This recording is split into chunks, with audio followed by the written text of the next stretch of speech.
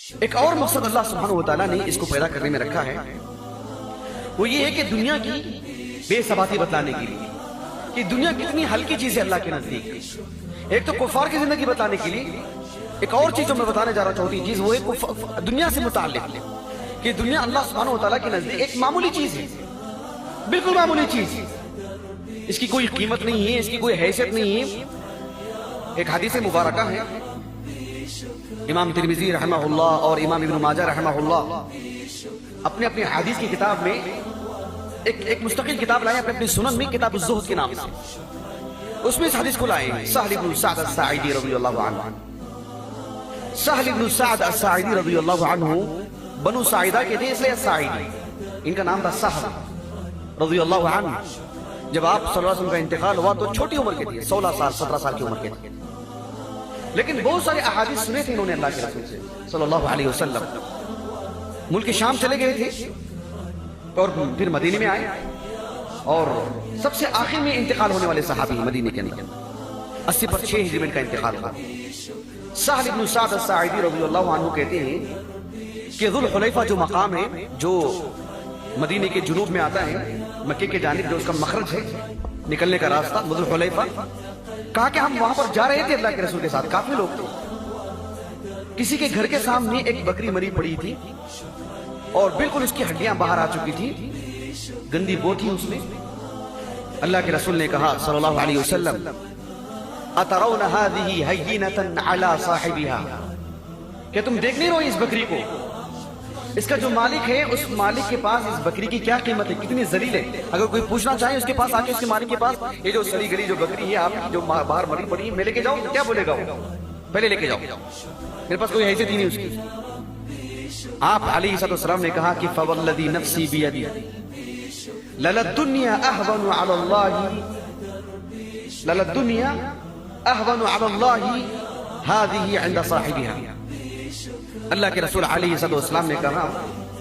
کہ اللہ کی قسم جس کے ہاتھ میں میری جان ہے، کہ یہ جو بکری ہے اس مالک کے پاس، جو مالک کے پاس اس کی کوئی حیثیت نہیں، کتنی ذلیل بکری ہے، اس دنیا کی حیثیت اللہ کے نزدیک اس سے بھی کہیں زیادہ اہون علی اللہ، اس سے بھی کہیں زیادہ ذلیل ہے، کوئی قیمت ہی نہیں اللہ کے پاس اس کی۔ لا تزن عند اللہ جناح بعوضہ، آپ صلی اللہ علیہ وسلم نے فرمایا کہ مچھر نہیں، مچھر کا جو پر ہے نا اس کی کیا قیمت ہے، کیا قیمت ہے، کون لے گا اس کی، کون اٹھا کے رکھے گا اس کو، کتنے داموں میں بکے گا اس کا جو پر ہے۔ آپ صلی اللہ علیہ وسلم نے فرمایا کہ لا تزن عند اللہ جناح بعوضہ، مچھر کا جو پر ہے نا جس کی کوئی قیمت نہیں، جس کی کوئی حیثیت نہیں، کوئی توجہ بھی نہیں دیتا اس کو، مچھر مارنے کے بعد اس کا پر جو ڈھونڈتا ہے کہاں گرا ہے، اسے کوئی چیز بنائی جائے، کسی کام میں لایا جائے، بالکل نہیں، کہا کہ اس کی بھی حیثیت نہیں اللہ کے پاس، اس سے بھی کہیں گزری دنیا۔ اگر اللہ سبحانہ وتعالیٰ کے نزدیک یہ دنیا مچھر کے پر کے برابر بھی اگر ہو جاتی،